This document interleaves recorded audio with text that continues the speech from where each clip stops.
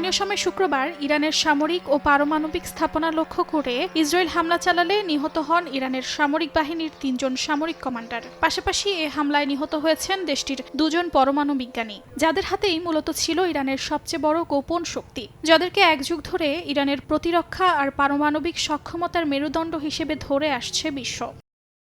হামলায় নিহত সেনাবাহিনীর কমান্ডারদের মধ্যে ছিলেন মোহাম্মদ বাঘেরি, যিনি ছিলেন ইরানের সেনাবাহিনীর চিফ অফ স্টাফ। দীর্ঘদিন ধরে যিনি ছিলেন দেশটির কৌশলগত প্রতিরক্ষা পরিকল্পনার মূল রূপকার। এছাড়া নিহত হয়েছেন আইআরজিসি প্রধান হোসেইন সালামি, যার হাত ধরেই ছায়াযুক্ত থেকে শুরু করে মধ্যপ্রাচ্যে ইরানের প্রভাব বিস্তারের ছক আঁকা হতো। পাশাপাশি মেজর জেনারেল গোলাম আলী রাশিদকেও হত্যা করার দাবি করে ইসরায়েল, যিনি খাতাম আল আনবিয়া ঘাঁটি থেকে পরিচালিত ইরানের সেন্ট্রাল ওয়ার কমান্ডকে নেতৃত্ব দিতেন।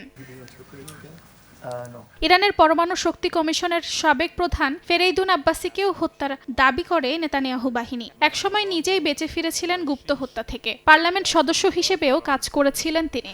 এই সপ্তাহে ইসরায়েলের অভিযানে তিনিই প্রথম টার্গেট ছিলেন বলে জানা যায়। তার সাথেই নিহত হয়েছেন ইসলামিক আজাদ ইউনিভার্সিটির প্রধান ডক্টর মোহাম্মদ মেহেদি তেহরানচি। তার বাসভবনটি পুরোপুরি ধ্বংস করে দেয় ইসরায়েলি ড্রোন হামলা। অর্জিতা শাহজিন, সময় সংবাদ।